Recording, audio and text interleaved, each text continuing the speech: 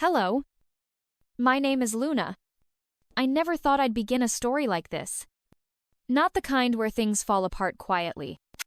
Not the kind where the most painful wounds come from the people you love the most. I live in Savannah, Georgia, in a creaky, sun-warmed house with white shutters and a porch swing that's seen more birthdays than I have. My late husband, Michael, and I bought it when our son Nathan was just 3. He learned to ride a bike in the driveway. We buried our dog Max under the magnolia tree. Every corner of this house holds a memory. Every floorboard creak has a story to tell. So when Nathan called to say I wouldn't be attending his wedding, I wasn't angry. I was silent. He didn't say it outright. Of course, Nathan's always been careful with words, too careful.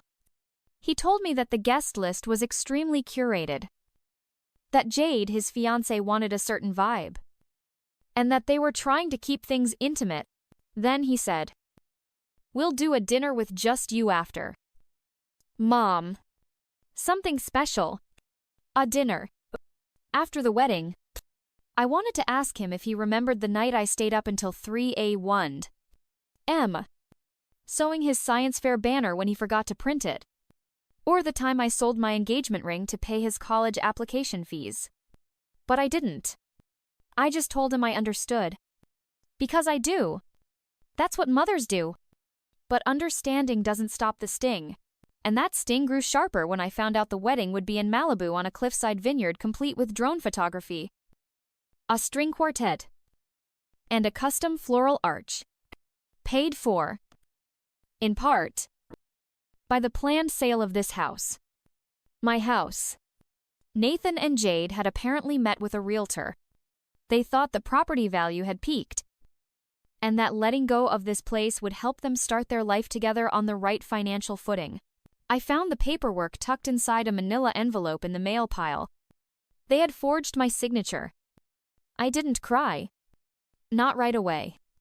I made tea. I sat on the porch swing, the one Michael built. I listened to the wind move through the Spanish moss hanging from the oak trees. Then I cried. Not because of the house. Not even because of the wedding. But because my son had become a stranger. That night, I opened Michael's old leather-bound journal. He had kept it up until the day before he passed. On one page, faded and smudged by time, he'd written one day, "Luna might find herself alone in this house. If that day comes, I want her to know she's the soul of this family. Not the walls, not the roof. Her." I pressed my fingers to the ink and closed my eyes. I didn't know what I'd do yet. I didn't know if I'd show up in Malibu or just send a card. I didn't even know if I could look my son in the eye without falling apart. But I knew this much: I wasn't ready to let go. Not of this house. Not of who I was. And not of my son, not yet. I didn't leave the house for 2 days. Not out of sadness. At least not just sadness, but something deeper. A fog of questions I couldn't quite name. The kind that lingers not in the mind, but in the chest. Every room I walked into seemed louder with memory. The creak in the hallway that used to wake Nathan when he was little. The stain on the kitchen counter from the time he tried to make French toast for my birthday at age 9. The chipped tile in the bathroom from when Michael dropped a bottle of aftershave the day before our 20th anniversary. This house, it didn't just contain my life. It was my life. And they wanted to sell it. To fund a wedding. I stood in the doorway of Nathan's old room, still painted soft green like he'd asked when he turned 12. His childhood books lined the shelves, untouched. An old baseball glove rested on the windowsill. It still smelled faintly of leather and summer. That night, I couldn't sleep. I sat on the floor of my bedroom, back against the wall, wrapped in a quilt Michael's mother had sewn us as a wedding gift. The hum of the refrigerator and the occasional owl outside were the only sounds. I found myself reaching for the photo album again. The big leather-bound one with brass corners. It was heavy. Like it carried more than pictures. There we were, Michael and I on our honeymoon in Maine. Both of us sunburned and smiling too wide. Nathan, in his kindergarten graduation cap, arms crossed like he was already ready to run the world. Christmases, Easters, barbecues, 1,000 little moments. Frozen in time. Looking back at me. And I thought, was all of this invisible to him now? The next morning, I made myself go out to the backyard. The air smelled like cut grass and honeysuckle. I trimmed the hydrangeas. Something Michael used to do every other Saturday. I didn't do it for anyone else. I did it because some things deserve care, even if no one's watching. Later that day, the mail came. Mostly junk and catalogs. But at the bottom of the stack was a pale blue envelope. No return address. But my name written in careful print. Luna Walsh. Inside was a card. No message. Just a phone number scribbled inside and a note. Please call. It's about Jade. You don't know me. But you need to hear this. At first, I thought it was a prank. But something about the handwriting, it felt steady. Real. I sat at the kitchen table. The envelope in one hand. The phone in the other. For what felt like an hour. Then I dialed. A woman answered. Hi. Is this Luna? Yes? I said slowly. My name is Rachel Clemens. I know your son is marrying Jade Montgomery. I used to be friends with her. A long time ago. Back when we lived in Austin. Her voice had that cautious edge people get when they're about to say something hard. She continued. I saw the wedding photos posted online. I didn't know how to contact Nathan. But I found your address through a public records search. I debated a long time before sending that letter. But I can't stay quiet. She took a breath. I'm a family attorney now. Jade, she's done this before. Not once. Twice. She finds men with assets, usually young professionals, with family property or inheritance, and pushes for quick engagement. Then, she encourages them to liquidate property for big expenses, destination weddings, business ventures, investments. She builds legal paths to access those funds. And when the marriage crumbles, which it always does, she walks away with half. At best. I didn't say anything. My hands had gone numb. Rachel added. I still have the case notes from the last time. I've helped one of her exes recover damages. She always targets men with estranged family ties, especially if there's an older parent who owns something she wants. I looked out the window. The swing. The treehouse. The house Michael and I built with 30 years of breath and bone. She's after this house. I whispered. Yes. Rachel said. And I think it's not too late to stop her. But you can't wait. I thanked her. Wrote down everything she offered. And promised to follow up. As I hung up, the silence in the house wasn't empty anymore. It was alert. Something inside me shifted. I stood up straighter. I looked around. Not as someone abandoned, but as someone about to protect what matters. For the first time in days, I felt something I hadn't let myself feel. Purpose. I didn't waste time. That same evening, I booked a last-minute flight to Los Angeles. One seat. Window side. I wasn't even sure I could handle the journey. But I knew I couldn't stay in Savannah one more minute. Letting everything I loved be sold off and manipulated. As I packed, my fingers shook not with fear, but with something fiercer. A quiet storm. I didn't tell Nathan I was coming. I didn't call Jade. I just folded Michael's letter and placed it in my handbag, right next to the envelope from Rachel. Then I packed a soft navy dress I hadn't worn in years. One I used to wear to church with Michael, when we still believed things like love and faith could mend anything. I flew out at dawn. The plane sliced through pale clouds. leaving the red clay of Georgia far behind. For the first time in a long time, I let myself imagine what I would say if I had the chance. But the words never quite came together.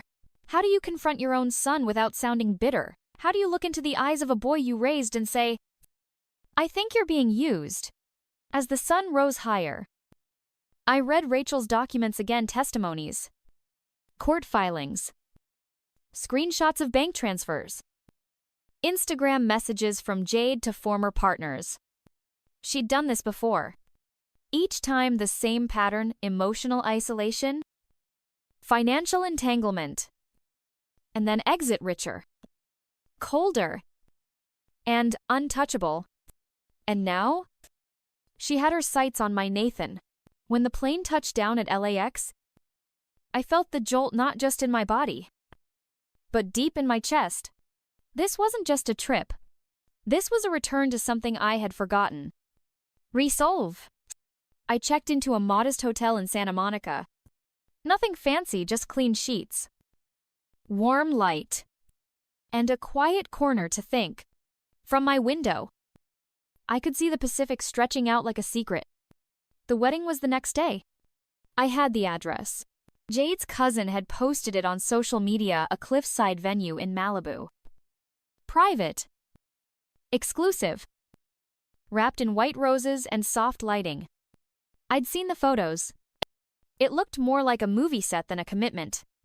That night, I couldn't sleep. I stared at the ceiling, counting the beats of my own heart. Doubt crept in. What if Nathan doesn't believe me? What if I ruin everything? But then I thought of Michael, of the time he stood outside our first apartment in the rain because the landlord refused to fix the heat. He'd held me close and said, "We don't walk away from what's ours."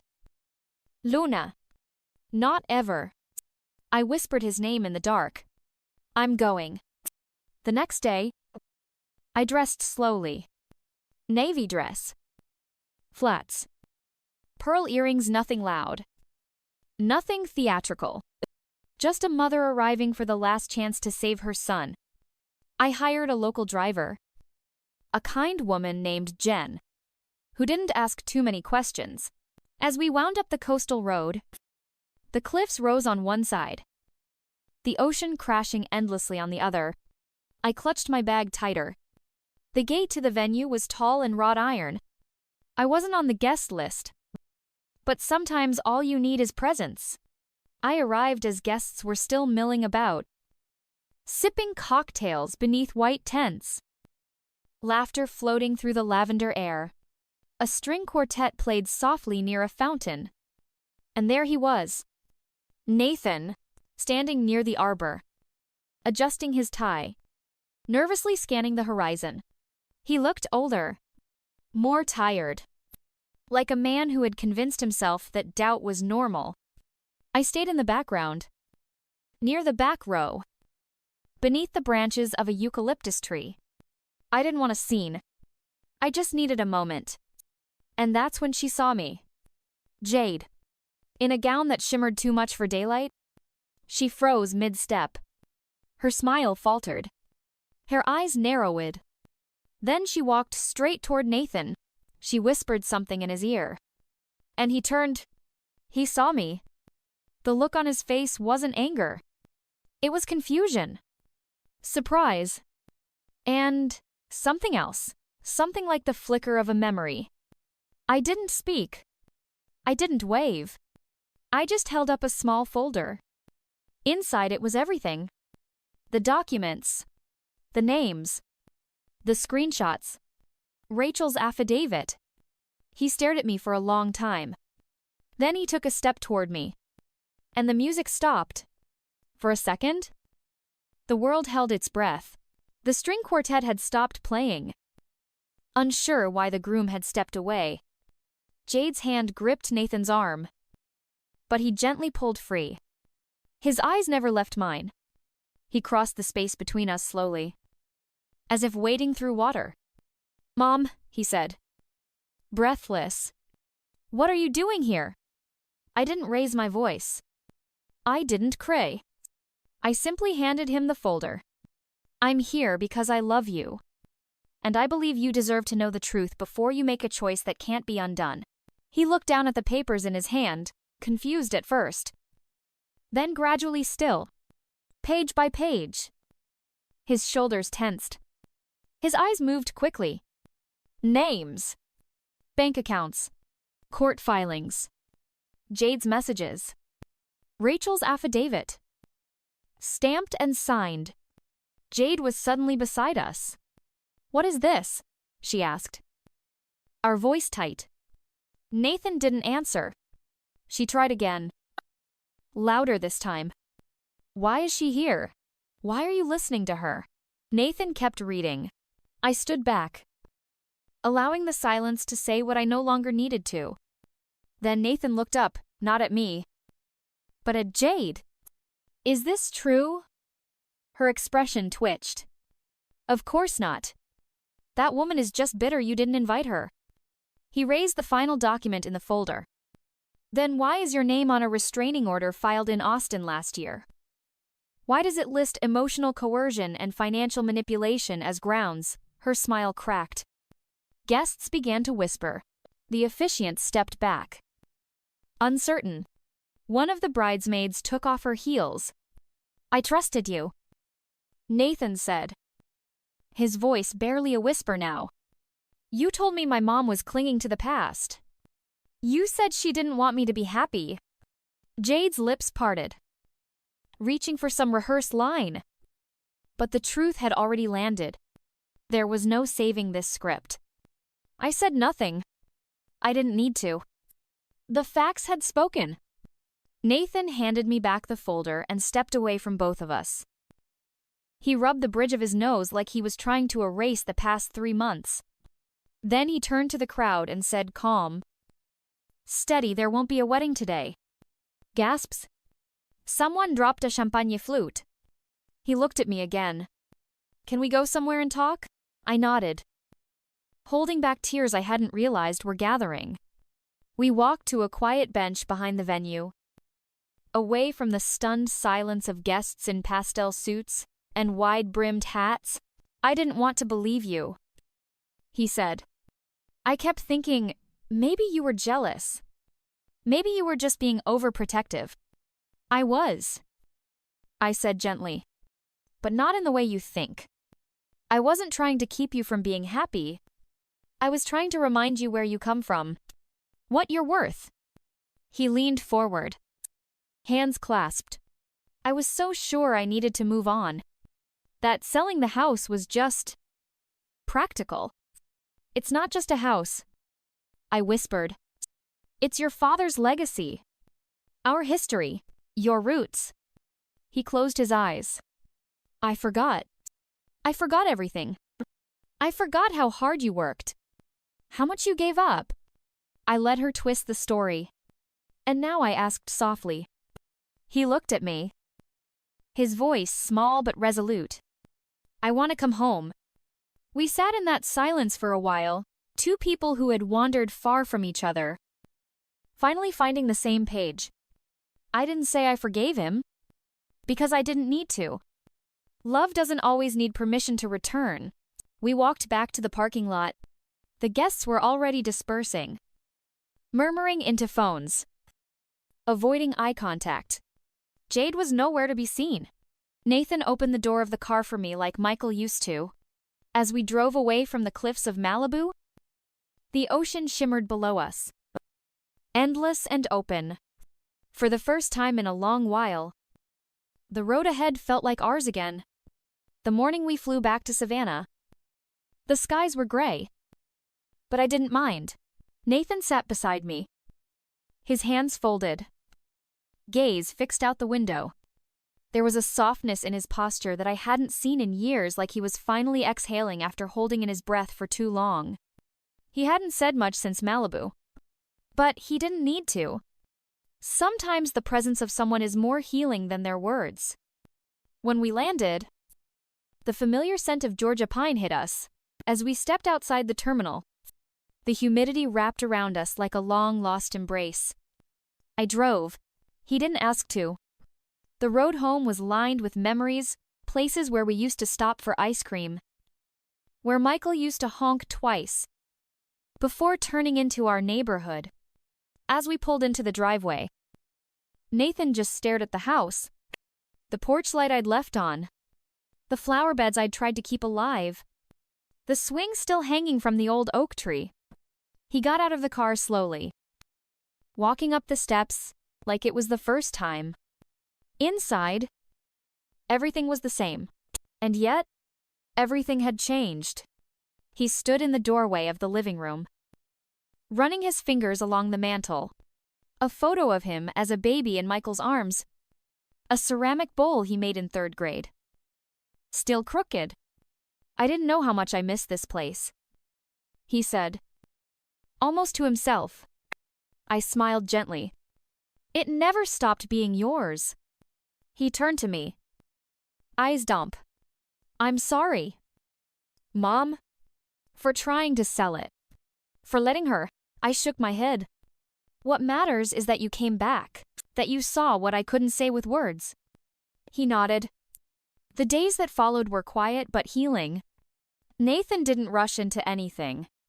He asked to stay in his old room for a while, said he needed time to think, to reconnect.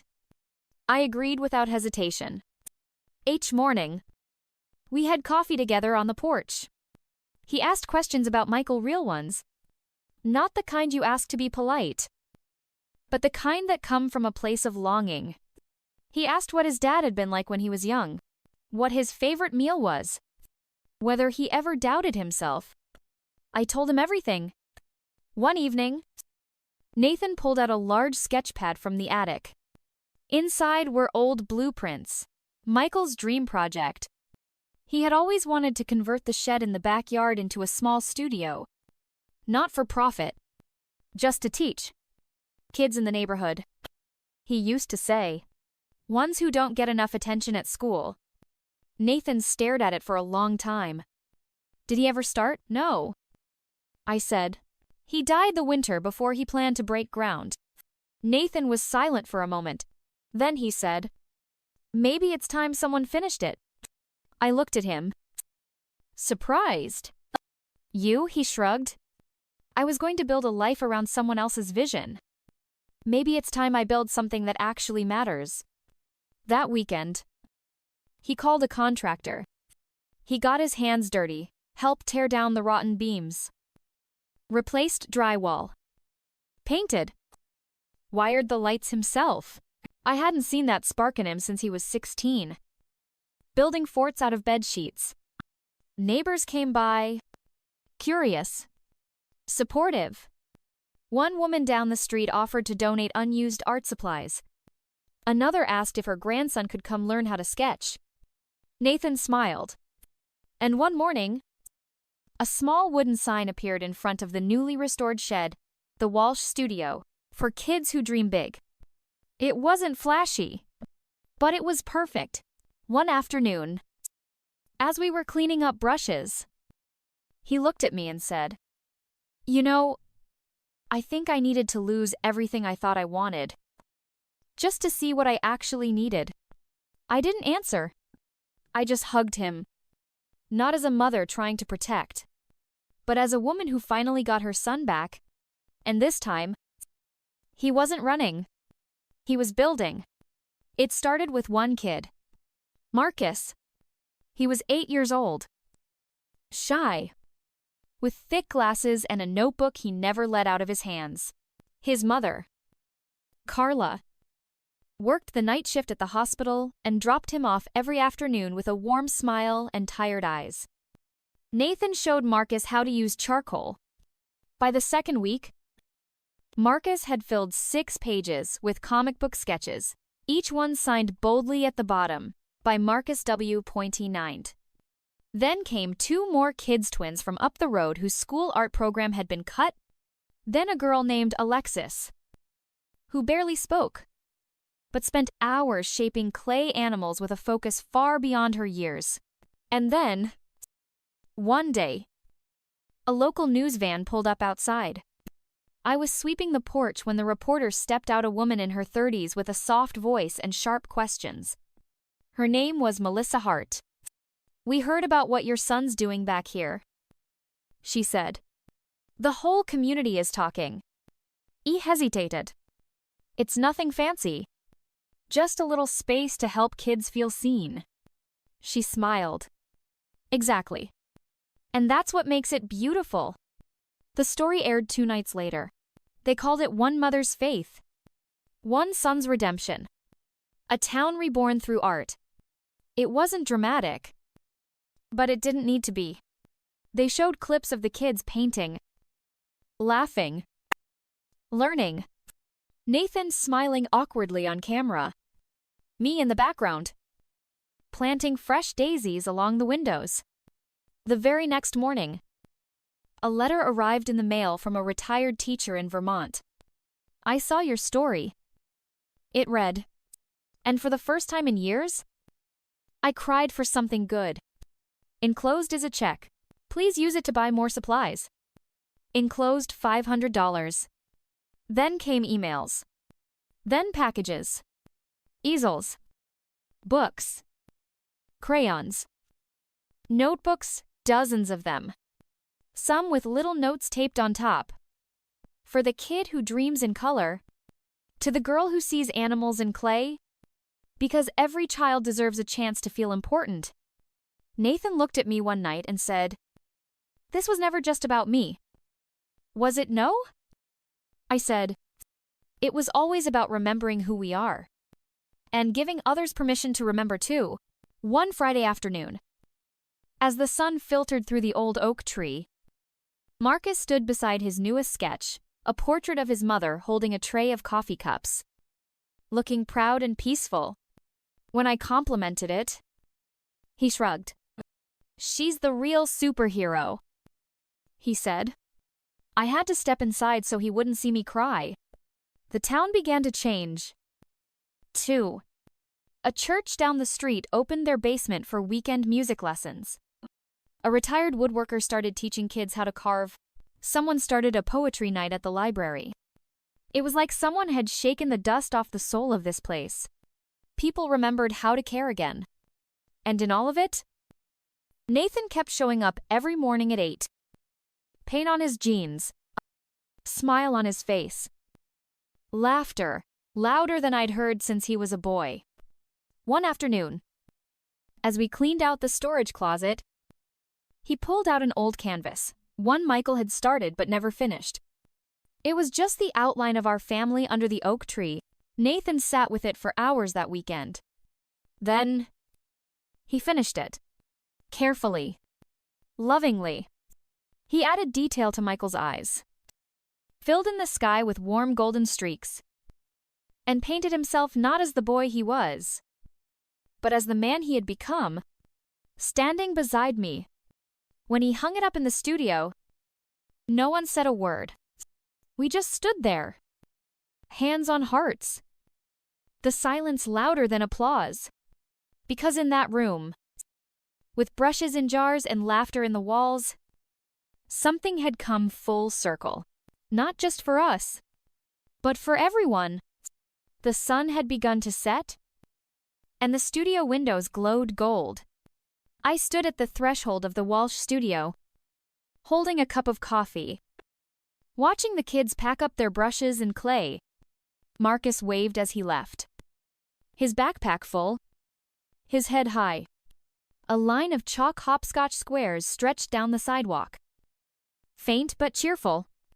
Nathan was inside, rearranging canvases, humming a tune his father used to sing in the kitchen on Sunday mornings. I didn't step in. I just stood there quietly, like someone watching a miracle that came without thunder or applause. Sometimes, healing doesn't shout. It whispers.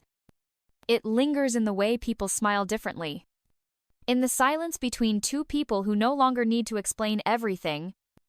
In the messy fingerprints on the walls of a place built not for profit but for purpose. My name is Luna, and this is how I got my son back. Not by fighting, but by holding the line. When everything told me to let go, I think back to that night in Malibu. To the ache in my chest when Jade smiled that perfect rehearsed smile. To the moment I almost walked away, almost let Nathan go, just to keep the peace.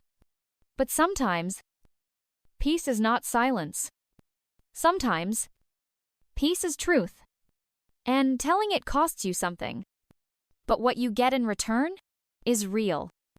I never set out to build something for the community. I just wanted to remind my son where he came from.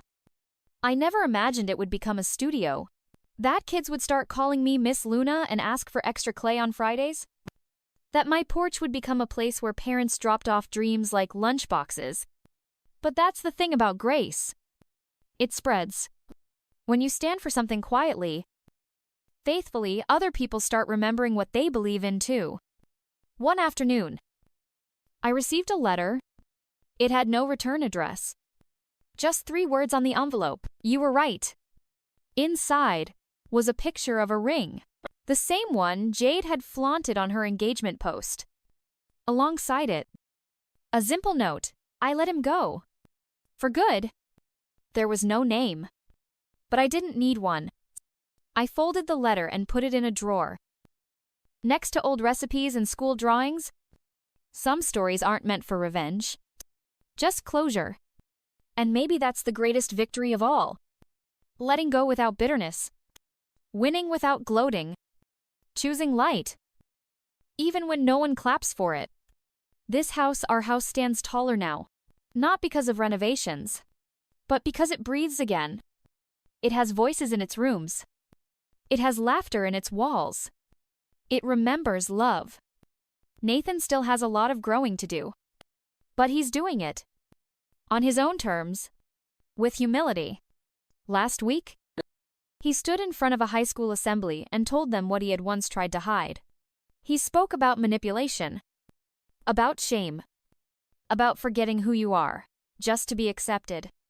And then he told them the truth. That woman, my mother, saved my life. Not with speeches. Not with threats.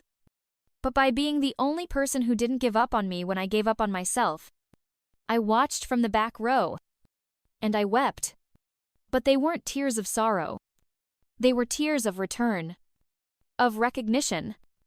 Of resurrection. So if you're listening to this right now, wherever you are, I want you to hear me clearly. It's never too late to stand your ground. It's never too late to be the one voice of calm in a storm of noise. It's never too late to go home. And maybe, just maybe, what looks like your greatest heartbreak today is really just the soil for something even more beautiful to grow. So hold the line. Speak the truth softly, bravely, and leave the door open. Because one day, someone you love might just walk back through it.